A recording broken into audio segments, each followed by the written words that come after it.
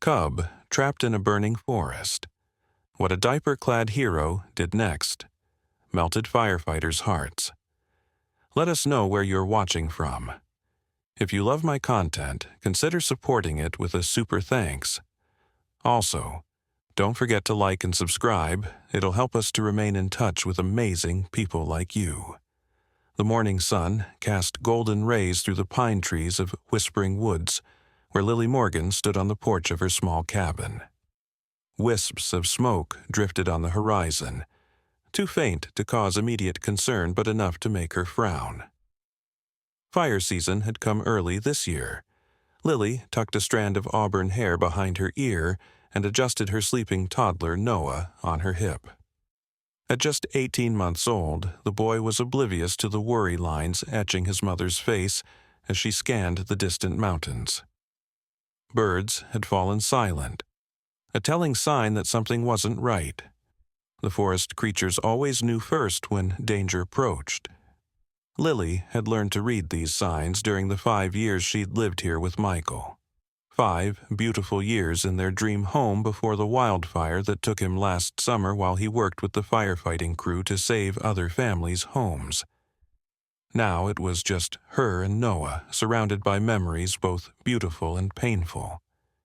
The wind shifted, bringing with it the unmistakable scent of burning pine.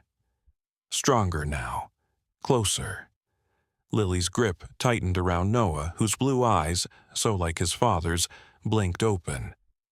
Unlike most children who would fuss at being awakened, Noah simply gazed at his mother with an uncanny awareness.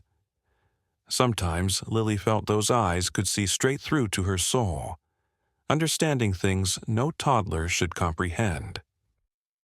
"It's still miles away," she whispered to herself, trying to quiet the unease growing in her chest. "We're safe." Noah stirred against her shoulder, his chubby fingers clutching her shirt. After her husband Michael's death in a forest fire last year, Lily had struggled with the decision to stay in their remote cabin. Many thought she was crazy to raise a child alone so far from civilization, but the forest had been Michael's dream. Leaving felt like losing him all over again. Inside the cabin, Lily placed Noah in his playpen, surrounding him with his favorite toys. The radio crackled with updates from the local ranger station. The fire had spread overnight, pushed by unexpected winds, but evacuation orders hadn't reached their area yet. Still, Lily began gathering emergency supplies, just in case. Beyond the cabin, deep in the forest, a mother bear and her cub foraged for berries. The bear's sensitive nose twitched at the distant scent of smoke. Animals had been behaving strangely for days, moving away from the eastern ridges. The mother bear huffed softly, urging her cub to follow as she turned toward safer territory. The small cub tumbled over fallen logs, struggling to keep pace with its mother's urgent stride. As morning stretched into afternoon, the sky took on an ominous orange glow. Lily paced the cabin, checking her phone repeatedly for signal. The ranger station's updates had stopped an hour ago. Noah played contentedly, babbling to his stuffed animals, occasionally glancing up at his mother with Michael's blue eyes. The sound of an approaching vehicle sent Lily rushing to the porch. A Forest Service truck skidded to a stop in front of the cabin, and Jacob Bennett, the chief ranger, leapt out. "Lily, you need to evacuate now," he called, striding toward her. Soot stained his uniform and exhaustion lined his face. The fire jumped the ridge. It's moving faster than anyone predicted. Lily's heart hammered in her chest. How much time do we have? An hour, maybe less. Jacob ran a hand through his ash-covered hair. The main road's already cut off. You'll have to take the Forest Service road down to the river. There's a crew waiting there to help residents cross. As they spoke, a distant roar echoed through the trees. Not the fire, but something else. Both turned to see the mother bear burst into the clearing, her fur singed in places. She circled frantically, bellowing into the forest behind her. "She's separated from her cub," Jacob said quietly, reaching for the tranquilizer gun in his truck. The fire must have cut between them. Lily felt her throat tighten. "Can't you help find it?" Jacob shook his head grimly. "My priority is getting you and Noah out. That bear is terrified and dangerous right now. Get your things, Lily, 5 minutes." Inside, Lily moved with desperate efficiency, stuffing clothes and supplies into a backpack. Noah watched with wide eyes, sensing his mother's fear. As she lifted him from the playpen, a faint cry drifted through the open window. Not the mother bear's roar, but a smaller, more pitiful sound. The cub. Lily peered out the window to see Jacob attempting to herd the frantic mother bear away from the cabin with flares. The bear ignored him, pacing and calling for her missing cub. And then, beneath the wind and the distant crackle of approaching fire, Lily heard it again. A frightened whimper from somewhere behind the cabin. "Jacob," she called out the window. "I think the cub is back here." Before he could respond, a thunderous crack split the air. A burning tree crashed down at the edge of the clearing, sending up a shower of embers. The mother bear fled into the forest, away from the flames but in the wrong direction, away from her cub. Jacob burst through the cabin door. "We can't wait any longer, the fire's too close." "But the cub," Lily started. "We can't help it now." Jacob cut her off, his voice strained. "I'm sorry, Lily, we need to go." Noah squirmed in Lily's arms, his little face scrunched in distress as smoke began to seep through the cabin walls. With a heavy heart, Lily nodded and followed Jacob to his truck. As Jacob started the engine, Noah began to wail, pointing frantically toward the back of the cabin. His cries grew more insistent, unlike his usual tantrums. Lily bounced him gently, trying to soothe him, but he twisted in her arms, reaching toward the window. "Bah!" Noah cried, his first real word in weeks. "Bah! Bah!" Lily followed his gaze and froze. Through the thickening smoke, a small, dark shape huddled against a fallen log just yards from the back porch. The bear cub, trembling and alone, a ring of smoldering brush beginning to encircle it. "Jacob, stop the truck," Lily said, her voice steady despite the fear coursing through her. "We can't leave it." "Lily, it's too dangerous. It's right there," she insisted, pointing. "If we don't help, it'll die." Jacob's weathered face tightened with conflict. He'd lost too many people to forest fires, including Michael. But the cub's pitiful cries and Noah's insistent pointing broke through his resolve. 2 minutes, he conceded, reaching for a fire blanket from his emergency kit. Not a second more. As Jacob approached the frightened cub, Lily stood by the truck with Noah in her arms. The toddler had stopped crying, watching intently as Jacob slowly extended the blanket. The cub cowered, singed and terrified. Then, in a moment that would later be recounted with disbelief, Noah squirmed free from Lily's arms. Before she could catch him, the toddler, clad only in his diaper after the rushed evacuation, toddled determinedly toward the cub. "Noah!" Lily screamed, lunging after him. But Jacob held up a hand, freezing her in place. "Wait," he whispered. Noah stopped a few feet from the trembling cub. His diaper sagged as he crouched down, extending a tiny hand the way he'd learned to approach their neighbor's skittish barn cat. "Bah," he said softly. "Bah." The cub lifted its head, sniffing the air. In a moment that seemed to stretch into eternity, child and cub regarded each other with innocent curiosity. The roar of the approaching fire faded to background as Noah took another wobbly step forward, and the cub, instead of retreating, inched toward him. Jacob moved slowly, blanket ready, watching in amazement as Noah's fearless compassion accomplished what his cautious approach could not. The cub allowed itself to be wrapped in the blanket, its eyes never leaving the toddler's face. "I don't believe it," Jacob breathed, scooping up the bundled cub. "That's the bravest thing I've ever seen." Lily swept Noah into her arms, tears streaming down her sooty cheeks. "That's his father in him," she whispered, "always running toward what scares others away."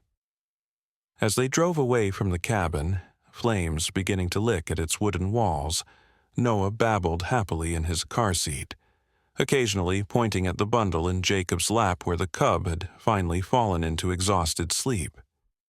The fire seemed to chase them down the winding forest road, embers raining on the truck's roof like deadly snowflakes. Jacob radioed ahead to the evacuation point, warning them to prepare for an injured wildlife rescue. When they finally reached the river crossing, a team of firefighters awaited them. Among them stood Connor Adams, the wildlife rehabilitation specialist who'd been called in for the evacuation. His eyes widened at the sight of the cub in Jacob's arms. "The mother?" he asked grimly. "Separated," Jacob replied. "Ran north when the fire cut between them." Connor nodded, taking the bundled cub carefully. "And how exactly did you manage to catch it?" Jacob looked at Noah, who was watching the cub with vigilant concern from his mother's arms. The toddler's face and diaper were smudged with ash, but his eyes shone with an innocent triumph. "We had help from the bravest firefighter I've ever seen," Jacob said, his voice cracking with emotion. "Sometimes the greatest courage comes in the smallest packages." Around them, exhausted firefighters paused in their desperate work, their faces softening at the sight of the diaper-clad toddler and the rescued cub. In the midst of destruction, this small moment of compassion reminded them why they fought so hard against the relentless flames. As Connor examined the cub, a commotion erupted at the forest's edge. 3 firefighters emerged from the smoke, supporting a 4th between them. The injured man's uniform was torn and singed, his face streaked with blood and soot. "Ethan," Jacob rushed toward them. "What happened?" Ethan Marshall, the most experienced firefighter in the county, grimaced as they lowered him onto a stretcher.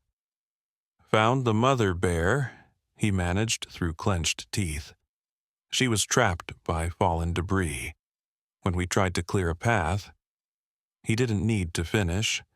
The deep gashes visible through his torn uniform told the story.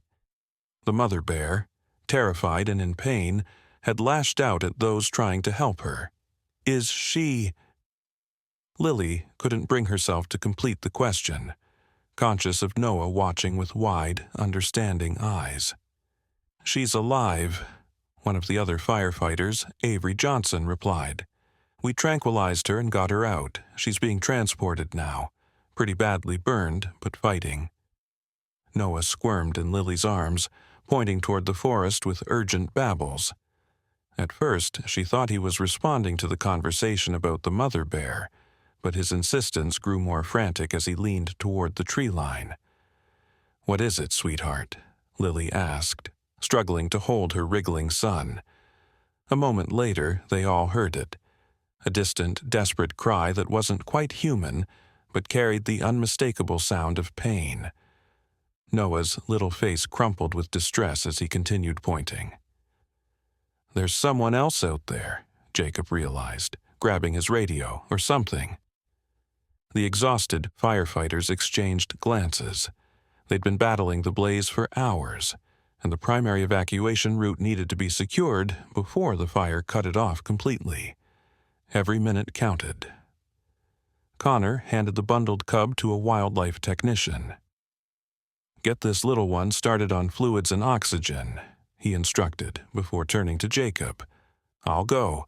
My truck has the equipment we might need for another animal rescue."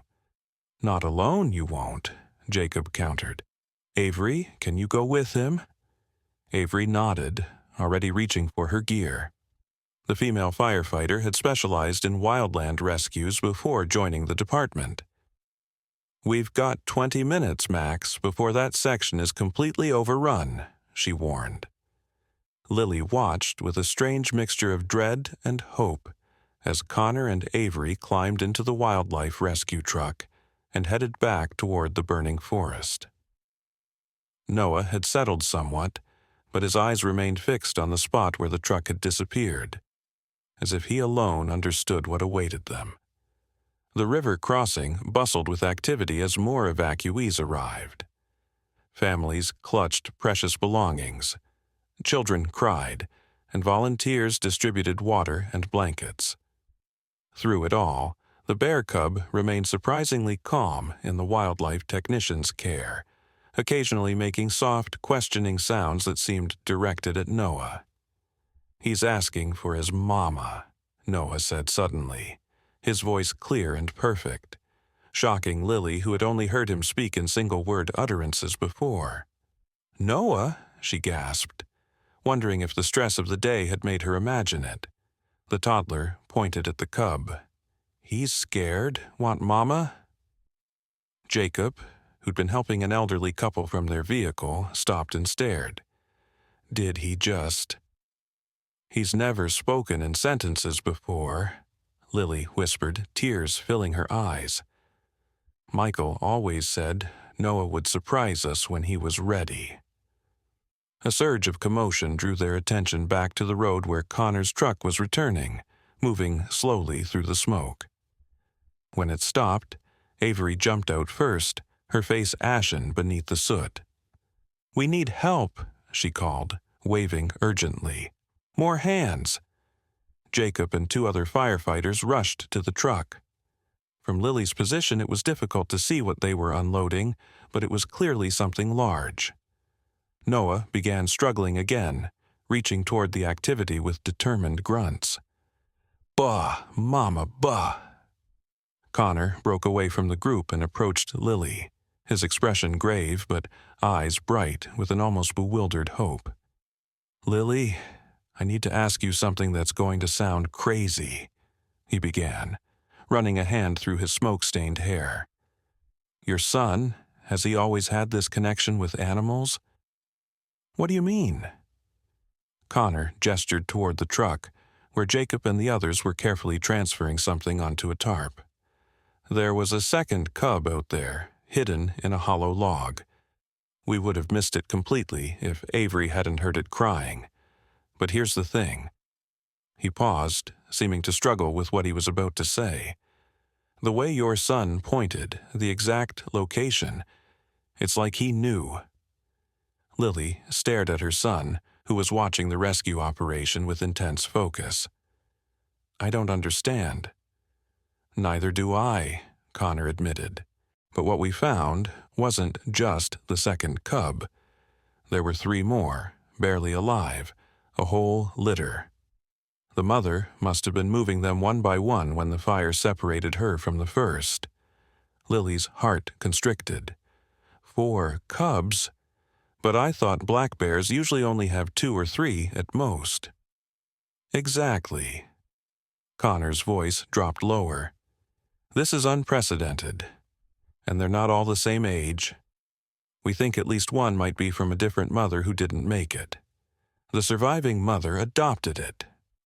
Before Lily could process this information, a cry went up from the medical station where Ethan was being treated. The injured firefighter was pointing frantically toward the sky. "The helicopters!" he shouted. "They're coming in with the fire retardant drops.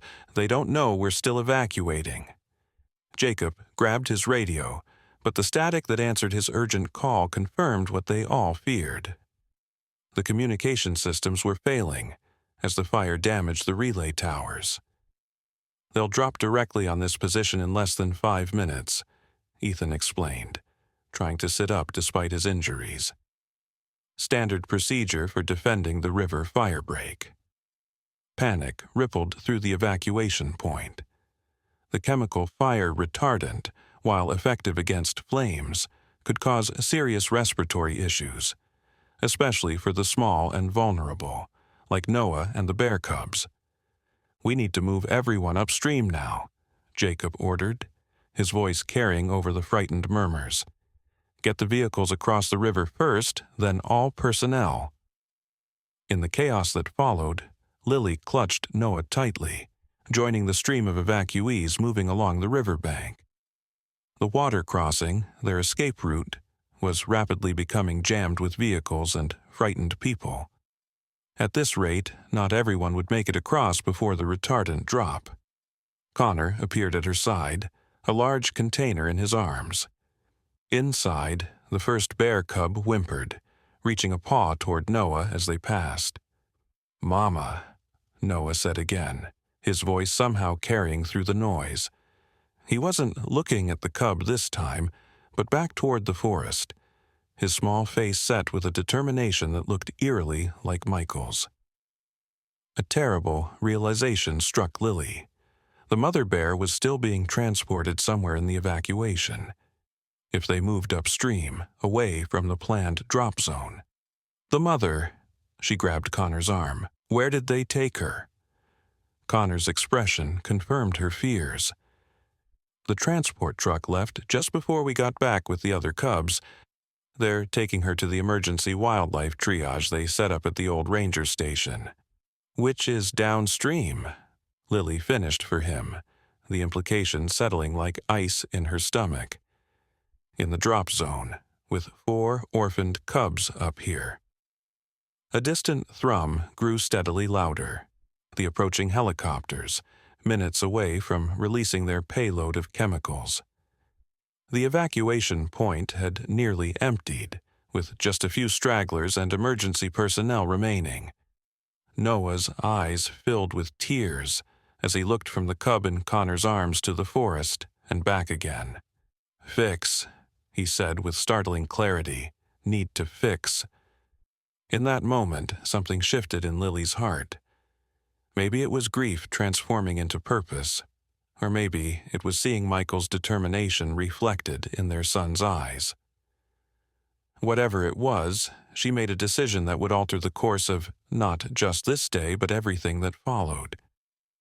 "Connor," she said, her voice steady despite the fear coursing through her. "I need your truck keys." He stared at her in disbelief. "You can't be serious. The drop will happen whether we're here or not," she finished for him. "But those cubs need their mother, and I think—" She glanced at Noah, who was watching her with complete trust. "I think my son needs this too." For a long moment, Connor seemed to wrestle with his professional duty and the inexplicable certainty in Lily's eyes. Finally, he reached into his pocket and pressed the keys into her hand. "The radio might still reach the transport truck," he said quickly. "Channel 3 and Lily." His voice cracked slightly. Michael would be proud as hell right now. Jacob spotted them as Lily strapped Noah into the passenger seat of Connor's truck, the container with the first cub secured between them. The ranger's face registered shock, then understanding, then a resigned sort of respect. "You always were as stubborn as your husband," he called as he approached.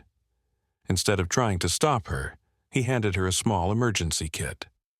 "Route 16 is still clear. It'll take you around the worst of the fire to the ranger station. If you go now, you might make it before the drop." Lily gripped the steering wheel, nodding her thanks as Jacob stepped back. The thunder of helicopter rotors grew louder, punctuated by the crackling of flames that seemed to be closing in from all sides. "Hold on, Noah," she whispered as she started the engine. "We're going to find the mama bear." As they pulled away, Lily glanced in the rearview mirror. Connor and Jacob stood side by side, watching them go with a mixture of fear and wonder. Behind them, the first helicopter appeared over the tree line, its belly full of fire retardant that would soon rain down on the evacuation point they were leaving behind. Noah placed his small hand on the container where the cub had finally fallen quiet, as if offering comfort. "It's okay," he said, his vocabulary expanding with each passing minute. "We fix everything." Lily blinked back tears as she navigated the winding forest road, smoke billowing around them. She couldn't explain the connection her son seemed to have with these animals, or the certainty that drove her into danger rather than away from it. But as Noah hummed softly to the sleeping cub, she felt Michael's presence stronger than she had since his death. This was his legacy. Not fear, but courage. Not running from fire, but fighting to save what mattered most. And somehow, against all odds, their diaper-clad little boy had become the embodiment of that legacy in the most unexpected way. The road ahead disappeared into a wall of smoke. Lily took a deep breath and pressed the accelerator, driving straight into the heart of the inferno that had already changed their lives once. This time, though, they weren't victims. This time, they were rescuers. And behind them, unknown to anyone at the evacuation point, a dark shape emerged from the burning forest. A second adult bear, larger than the injured mother, moving with determined purpose. It paused at the road's edge, sniffing the air where the truck had passed, then continued tracking their path with an intelligence that seemed almost supernatural. The firefighters preparing for the retardant drop never noticed the massive creature slipping through the shadows. Their attention was fixed on the sky and the approaching helicopters. Only Noah, if he had looked back, might have recognized the bear for what it truly was. Not a threat, but something far more impossible. A guardian, following the child who had somehow awakened something ancient and powerful in the burning forest. Something that would soon challenge everything the people of Whispering Woods thought they understood about the natural world. The truck sped on, carrying Lily, Noah, and the orphaned cub deeper into a mystery that had only just begun. Behind them, the first drops of red retardant began to fall, painting the evacuation point the color of blood as the helicopters launched their assault on the relentless flames. Jacob watched until the truck disappeared, then turned his face to the crimson rain. "God help them," he whispered. "Whatever's happening here is bigger than all of us." He couldn't have known how right he was. In the coming hours, the legend of the diaper-clad hero would grow, spreading through the fire camps and evacuation centers like the wildfire itself. But unlike the destruction left in the fire's wake, this story carried something else entirely, a spark of hope that would ignite hearts and minds and ultimately change the fate of Whispering Woods forever. For in the sacred language of the forest, spoken only by its oldest inhabitants, there was a word for what Noah had become. The humans had forgotten it centuries ago, but the bears remembered. And now, as the ancient prophecy foretold, a child had come who could speak to both worlds. The bearer of the bridge, the translator of tongues, the one who would heal the rift between humans and the wild things they feared. The child in the fire. Lily drove on, unaware that her son's innocent act of compassion had set in motion events that would soon draw the attention of forces she could scarcely imagine. Forces that had waited generations for exactly this moment, when a child who spoke the language of bears would emerge from flame and ash. Behind them, the second bear continued to follow, its massive paws leaving prints that smoldered in the forest floor. And deep in Noah's consciousness, something ancient was awakening. A gift passed down through his father's bloodline, dormant for decades until the precise moment when the forest needed it most. "Bear," Noah said softly, watching the smoke swirl around the truck. But what Lily didn't realize was that he wasn't naming what he saw. He was answering a call that only he could hear. The ranger station emerged from the smoke like a mirage, its weathered wooden structure barely visible through the haze. Lily's knuckles were white on the steering wheel as she navigated the final stretch of road, dodging fallen branches and debris. The truck's emergency radio had crackled with static when she tried to reach the wildlife transport team. Their only hope now was that they'd arrive before the helicopter drops began. "Almost there, sweetheart," she told Noah, who sat with unnatural stillness. one hand resting on the container where the bear cub had begun to stir. The station's parking area was crowded with emergency vehicles, fire trucks, forestry service rigs, and animal control vans. Lily pulled in beside a large wildlife transport truck, her heart leaping with hope. "That must be it," she said, quickly unbuckling Noah from his seat.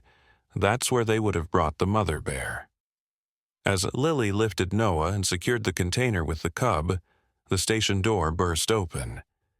Jacob Bennett's brother, Michael Hayes, the county's chief veterinarian, emerged with a clipboard, his face registering shock when he recognized Lily. "What in God's name are you doing here?" he demanded, rushing toward them.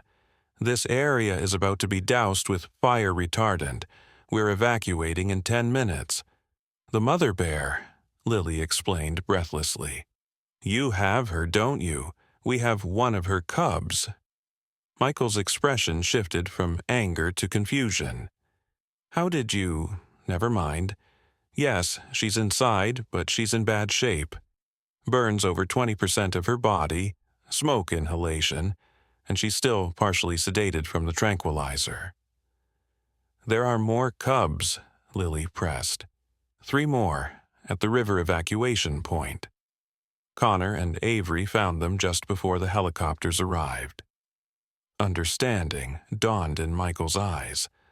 "So, you came to reunite this one with its mother before they dropped the chemicals.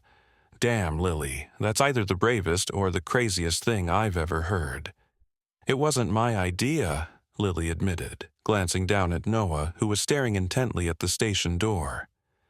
Michael followed her gaze, his scientific mind visibly struggling with what she was implying. "You don't mean—" A commotion from inside the station interrupted them. A wildlife officer burst through the door, his face pale. "The bear's awake."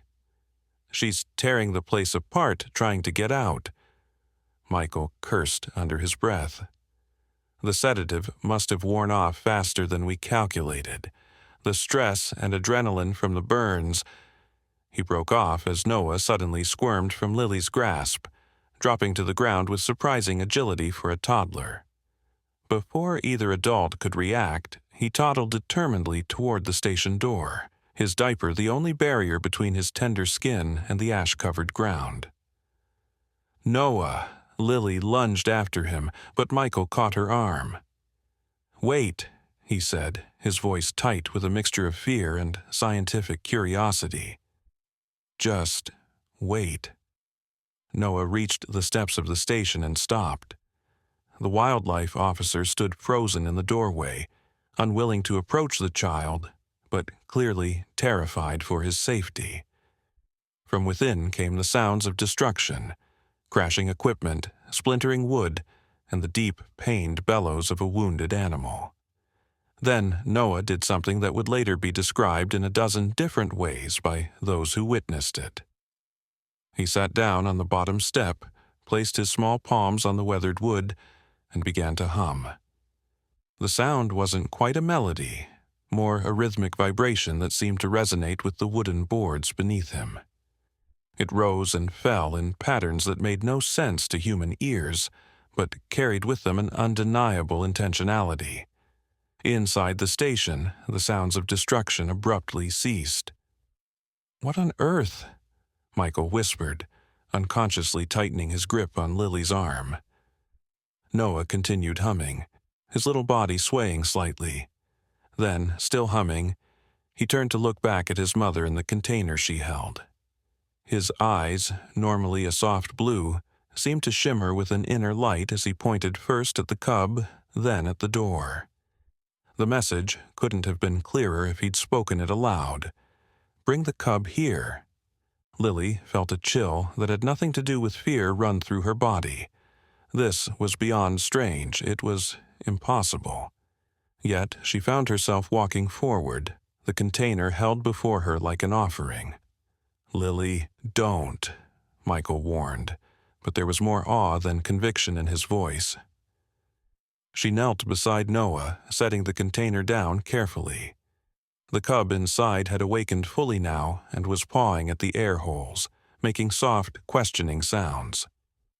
Noah placed one tiny hand on the container's latch and looked up at his mother. The trust in his eyes broke through her hesitation. With trembling fingers, Lily undid the latch. The cub tumbled out, surprisingly steady on its paws. It blinked in the smoky light, nose working frantically as it processed the scents around it. Then it turned toward the station door and released a high, plaintive call. The silence that followed seemed to stretch for an eternity. Noah resumed his strange humming, softer now, almost coaxing. The cub inched toward the steps, stopping beside him.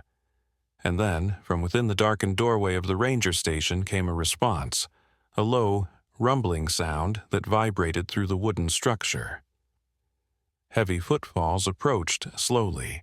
The wildlife officer scrambled backwards, nearly falling in his haste to get out of the way.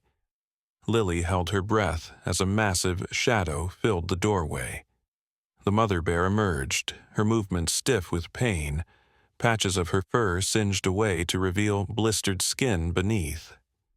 Her eyes, however, were clear and focused, not on the humans who froze in her presence, but on the small cub beside Noah. Time seemed to stop as the mother bear descended the steps, her gaze never leaving her cub. Noah's humming continued, a strange soundtrack to the impossible scene unfolding before them.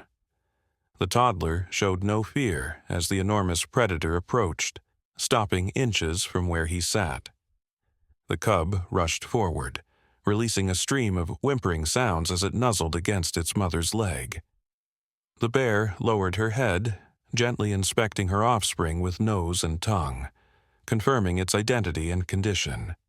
Then, in a moment that would later be described as miraculous in dozens of news reports, the mother bear turned her attention to Noah. She leaned forward, bringing her massive head level with the toddler's face. Noah stopped humming and reached out one small hand, placing it gently on the bear's scorched muzzle. "Mama Bear," he said clearly, his voice carrying in the stunned silence. "Other babies waiting. We help." Michael made a choked sound behind Lily. "That's not possible," he whispered. "Bears don't. Children can't." But the evidence before them defied all scientific explanation. The mother bear was allowing a human child to touch her. Not just allowing it, but seeming to listen as Noah continued to speak in his limited but strangely effective vocabulary. "Baby's safe. Need mama. Fire coming." He pointed toward the sky, where the distant thrum of helicopter rotors was growing louder. "Bad rain soon. Need go now." As if understanding every word, the mother bear gently nudged her cub toward the edge of the clearing, away from both the station and the approaching helicopters. But instead of following immediately, she turned back to Noah, making a series of soft grunting sounds. Noah nodded solemnly. "I know, I help." He stood up, his diaper sagging slightly as he pointed to the wildlife transport truck. "Go there. Safe for babies." Lily couldn't breathe, couldn't think. What she was witnessing shattered everything she thought she understood about the world. Her toddler son was somehow communicating with a wild bear, not in some vague, mystical way, but with clear, specific information being exchanged. The spell was broken by the sudden blaring of sirens, the evacuation warning. The helicopters were minutes away. "We need to get out of here now," Michael shouted, finally breaking free of his shock. "Lily, grab Noah and get in the truck. We can sort out what the hell is happening once we're safe."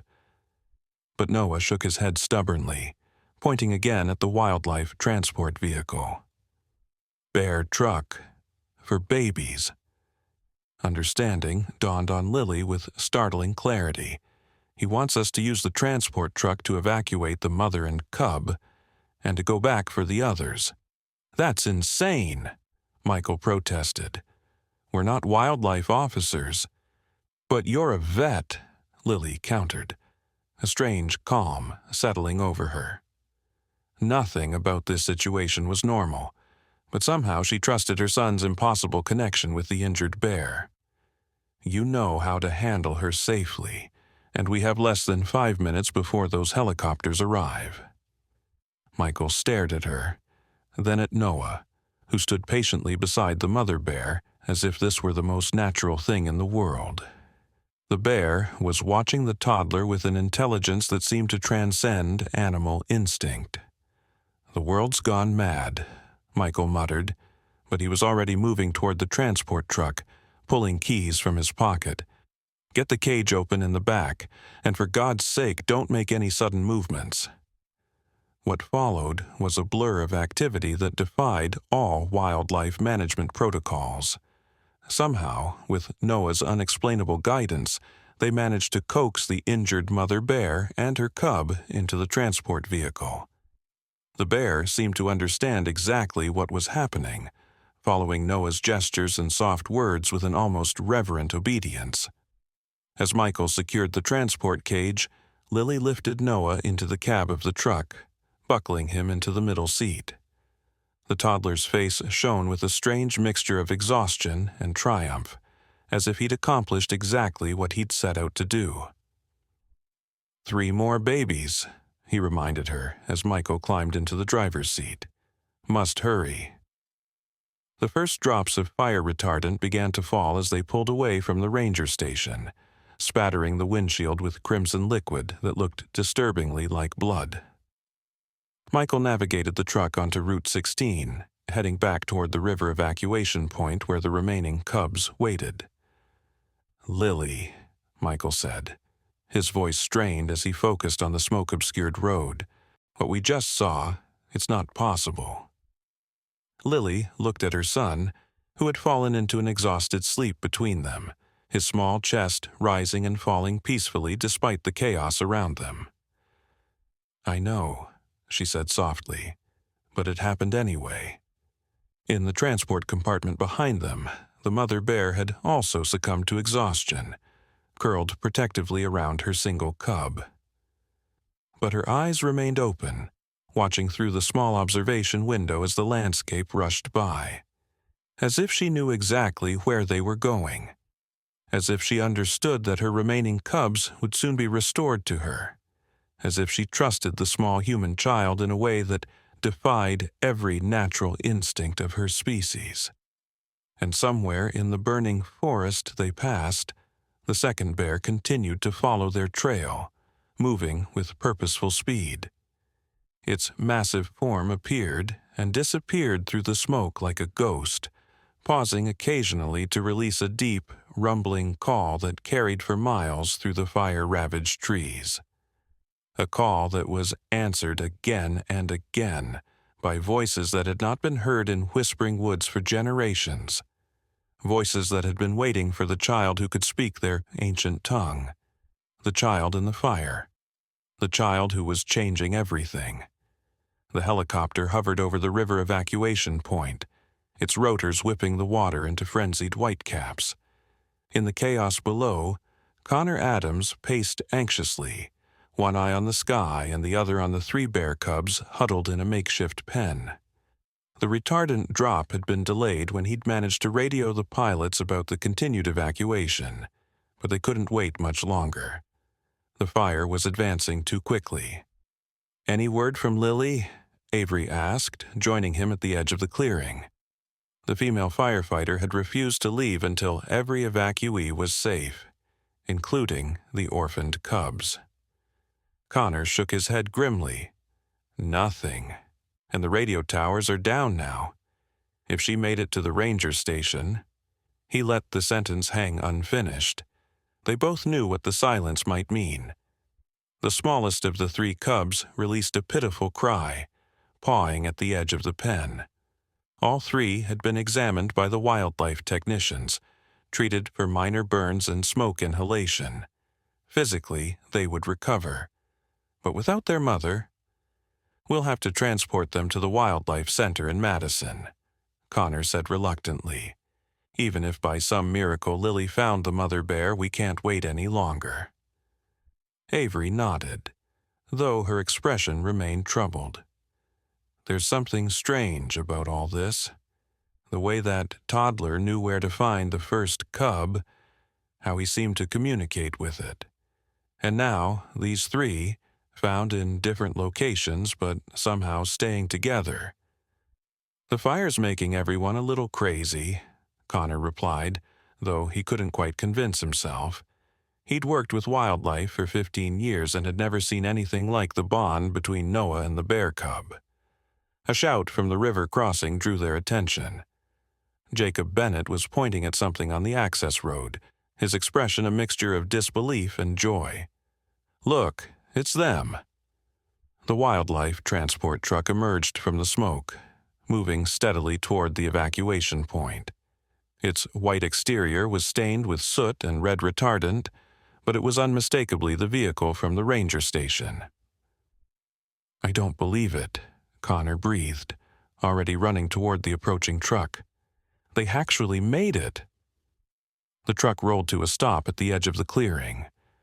The driver's door opened, and Michael Hayes stepped out, looking shell-shocked but unhurt. On the passenger side, Lily emerged with Noah in her arms. The toddler was awake now, his blue eyes scanning the evacuation point until they locked onto the pen containing the 3 cubs. "Babies," he said simply, pointing. "Bring to Mama." Connor stared at the transport truck, understanding slowly dawning. "You have the mother? And she's alive?" Michael nodded, running a hand through his ash-streaked hair. "Alive and cooperative. I can't explain it. You wouldn't believe me if I tried." "Try," Avery suggested, her eyes fixed on Noah with newfound wonder. But before Michael could answer, Noah squirmed from Lily's arms, dropping to the ground with surprising agility. As before, he toddled determinedly toward his goal, this time the pen containing the 3 orphaned cubs.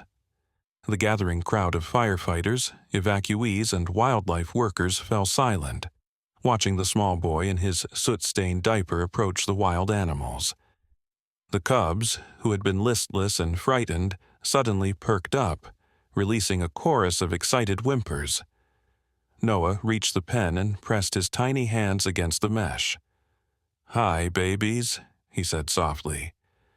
"Mama waiting. Time to go home." Connor moved to stop him, but Lily caught his arm. "Wait," she said, her voice steady despite the impossibility of what was happening. "Just watch." Noah turned to the assembled adults, his expression suddenly older than his years. "Open," he commanded, pointing at the pen's gate. "Please." Jacob stepped forward, crouching beside the toddler. "Noah, these are wild animals. They might hurt you." Noah shook his head with absolute certainty. "No hurt. They know me. I speak bear." A ripple of uncertain laughter moved through the crowd, quickly silenced when Noah began to make a series of sounds unlike anything they'd ever heard from a human child. Low rumbles, soft whuffs, and gentle chuffing noises emerged from his throat, an uncanny imitation of bear vocalizations. The cubs responded immediately, pressing themselves against the mesh nearest to Noah, pawing at the barrier between them. "Sweet Jesus," Jacob whispered, rocking back on his heels. "That's not possible." "That's what I said," Michael replied, joining them at the pen. "But after what I saw at the ranger station," he shook his head, seemingly at a loss for words. From the transport truck came a deep, rumbling call. The mother bear, awake and aware of her remaining cubs' proximity. The 3 orphans responded with frantic cries, scrambling against the sides of the pen. "Open," Noah repeated, more insistently this time. "Please. Helicopters coming. Bad rain." As if to emphasize his point, the aircraft above them shifted position, preparing for their delayed retardant drop. They had minutes at most. Jacob looked at Connor, then at Lily. This is against every protocol we have. So is a toddler who speaks bear, Avery pointed out, already moving toward the pen's latch. I think we're beyond protocols now. With trembling fingers, she unlocked the gate. Noah, showing no fear, stepped into the pen with the 3 cubs. They swarmed around him immediately, sniffing and pawing at his tiny form. Instead of being knocked over, Noah stood strong, making those strange sounds again, soft rumbles and gentle huffs that seemed to calm the agitated cubs. I still can't believe what I'm seeing, Connor whispered as Noah began to lead the cubs out of the pen, one tiny hand resting on the largest cub's head. The spectacle drew gasps from the remaining evacuees. A toddler in nothing but a sagging diaper, guiding 3 bear cubs across the clearing toward the transport truck. The cubs followed him without hesitation, forming a line behind the small human child as if he were their leader. Jacob turned to Lily, who watched with tears streaming down her ash-stained face. "How is this possible?" "I don't know," she admitted, her voice thick with emotion. "But Michael always said there was something special about these woods, something his family had known for generations." As if summoned by her words, a deep, thunderous roar echoed across the clearing.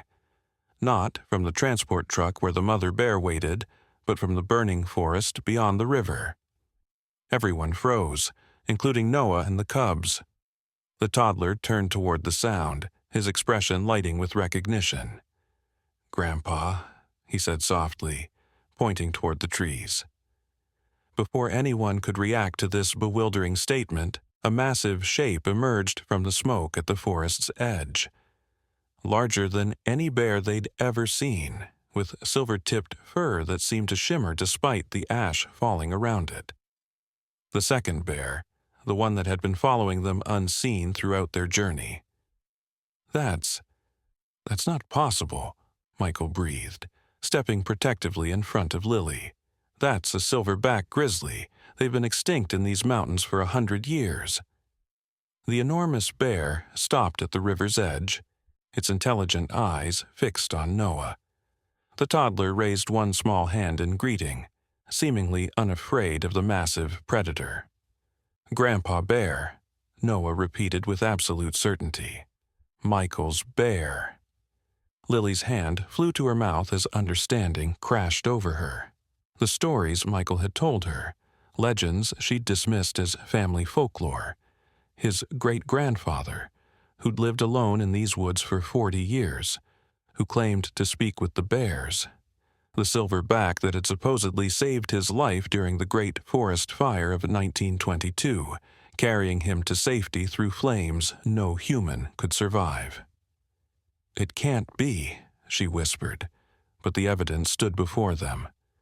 A creature that shouldn't exist, answering the call of a child who shouldn't be able to summon it. The silverback raised its massive head and released another roar that shook the very ground. From the transport truck, the injured mother bear responded, her call weaker but unmistakable. The cubs huddled closer to Noah, who continued to make his way steadily toward the truck. "We need to go," Jacob said urgently, pointing to the helicopters. "Now." As if understanding the danger, the silverback plunged into the river, its powerful form cutting through the current with surprising speed. It reached the evacuation side in moments, shaking water from its massive frame as it lumbered up the bank.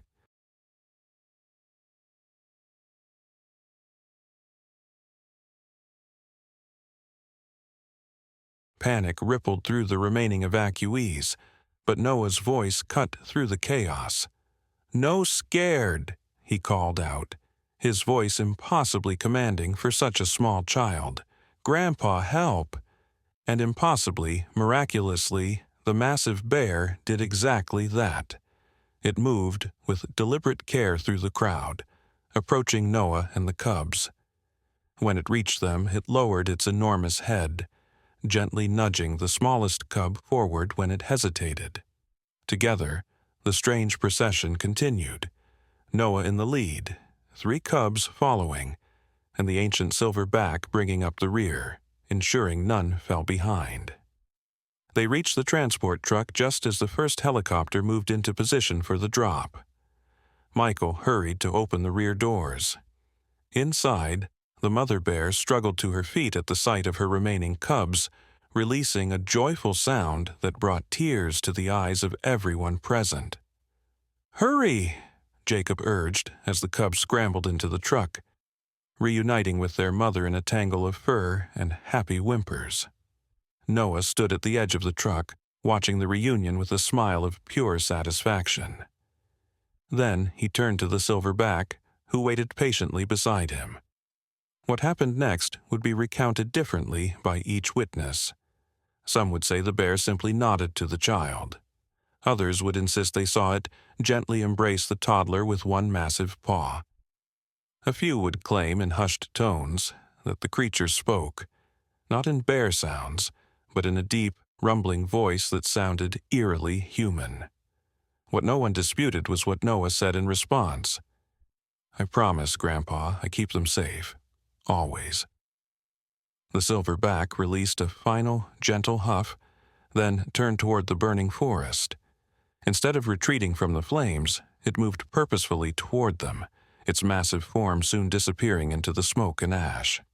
"We need to close up and go," Michael shouted as the helicopter began its approach, the belly doors opening to release their payload of retardant. Noah allowed Lily to scoop him up, his small body suddenly heavy with exhaustion. As Michael secured the transport doors, Lily carried her son to the cab of the truck, buckling him between herself and Jacob. "The other bear," Jacob said as they pulled away, the first drops of retardant beginning to fall behind them. "Where did it go?" Noah's eyes were already drifting closed, his mission completed. "Home," he murmured. "To Michael." "He means the forest," Lily translated, though a part of her wondered if that was true. The way the silverback had looked at her son, with such knowing intelligence, it was as if it had recognized something in Noah. Something passed down through generations of Hayes men. Something that had allowed Michael to know exactly where to be during that wildfire last year, the one that had claimed his life, but had somehow spared the lives of 3 other firefighters who'd been cut off by the flames. The convoy of remaining vehicles moved steadily away from the retardant drop zone, following the river road toward safety. In the transport compartment, the mother bear curled protectively around her 4 cubs, her burns already beginning to heal with impossible speed. And in Lily's arms, Noah slept peacefully, unaware that his diaper-clad heroics had just become the stuff of legend, unaware that his extraordinary connection with the bears would change not just his life, but the future of Whispering Woods forever. 6 months later, Lily stood on the porch of the rebuilt cabin, watching Noah play in the yard. The forest around them was beginning to heal, patches of new growth emerging from the blackened earth. Spring had come early to Whispering Woods, as if nature itself was eager to erase the scars of last autumn's devastation. "They're here," Noah announced, looking up from his toys. At 2 years old now, his vocabulary had expanded dramatically, though he still sometimes lapsed into those strange, bear-like sounds when he thought no one was listening. Lily followed his gaze to the forest edge, smiling as the familiar shapes emerged from the trees. The mother bear, her coat fully regrown over the healed burn scars, led her 4 cubs into the clearing. Behind them walked Jacob and Michael, clipboards in hand as they continued their unprecedented research study on the bears of Whispering Woods. The story of the diaper-clad hero had spread far beyond their small community, drawing wildlife experts and researchers from across the country. The footage, captured by one of the firefighters, showing a toddler fearlessly leading bear cubs to safety, had gone viral overnight. Most viewed it as a heartwarming anomaly, a bizarre circumstance where wild animals had temporarily suspended their natural instincts. Only those who had been present knew the truth, that Noah hadn't just helped rescue the bears, he had spoken to them, and they had understood. The mother bear stopped at a respectful distance from the cabin, watching calmly as Noah toddled toward her. Lily no longer felt the heart-stopping fear she'd experienced during those first few encounters. 6 months of weekly visits had convinced her that whatever miracle had occurred during the fire, the connection between her son and these wild creatures was genuine and lasting. "Hi, Mama," Noah greeted, stopping a few feet from the massive bear. He made a series of soft huffing sounds that the bear answered in kind. The cubs, nearly twice the size they'd been during the fire, gamboled around Noah with obvious delight. One gently batted at his hand, careful not to use its claws. Another rolled onto its back, inviting him to rub its belly. "They've imprinted on him completely," Michael observed, joining Lily on the porch. "It defies everything we know about wild animal behavior." "And yet, here we are," Lily replied, watching as her son communicated with creatures that should, by all natural laws, see him as either a threat or prey. Jacob approached, his expression thoughtful. "The University of Montana wants to expand the research grant. They're talking about establishing a permanent conservation center here, the Hayes Morgan Wildlife Sanctuary." Lily smiled at the name. Michael would have loved that. "There's something else," Jacob added, his voice dropping lower. "More reports from the Eastern Ridge. 3 hikers claim they saw it last week." Lily didn't need to ask what "it" was. The silverback, the bear that shouldn't exist, had been spotted repeatedly in the months following the fire. Always at a distance, always alone, and always seemingly watching over the forest with ancient, knowing eyes. "Grandpa's checking on us," Noah announced cheerfully, rejoining them on the porch. Somehow, he always seemed to know when they were discussing the silverback. Michael and Jacob exchanged glances but didn't contradict him. They'd learned that Noah's awareness extended far beyond what any child his age should perceive. As the afternoon sun began to set, casting long shadows across the healing forest, Lily gathered Noah in her arms. The mother bear huffed softly, calling her cubs back to her side. "See you next week," Noah called as the bears retreated into the forest. The mother bear paused, looking back at the small human child with what could only be described as affection before disappearing among the trees. Later that night, as Lily tucked Noah into bed, he gazed up at her with Michael's blue eyes. "Daddy says the forest is getting better," he murmured sleepily. Lily's heart clenched, but she'd grown accustomed to these moments, these glimpses into whatever mysterious connection her son had, not just with the bears, but with something deeper and more profound. "Does he, sweetheart?" she asked gently. Noah nodded, already drifting toward sleep. "He says I did good helping the bears, and that you're the bravest mama. Like Bear Mama." Lily pressed a kiss to his forehead, blinking back tears. "Your daddy was right. Now sleep tight, my little bear whisperer." As she turned to leave, Noah's sleepy voice followed her. "Daddy says there's more work to do. More animals need our help." Lily paused in the doorway, looking back at her extraordinary son, the toddler who had walked through fire to save a family of bears, who spoke an ancient language forgotten by humans generations ago, who somehow carried his father's spirit with him in ways she was only beginning to understand. "Then we'll help them," she promised, "together."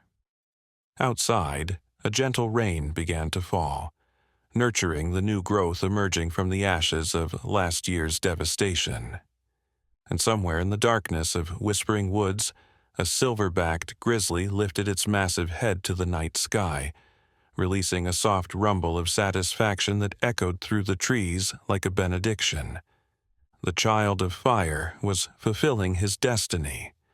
The ancient pact between humans and bears had been renewed, and in the heart of a forest reborn from flame, a new legend was taking root, one that would be passed down through generations yet to come. The legend of Noah Morgan, the diaper-clad hero who could speak to bears, the child who melted the hearts of hardened firefighters with his courage, the boy who bridged two worlds that had grown too far apart, the bearer of the bridge, the translator of tongues, the healer of the wild, the extraordinary child who reminded humans what they had long forgotten, that deep in our hearts, if we listen closely enough, we can still hear the voice of the forest speaking to us all.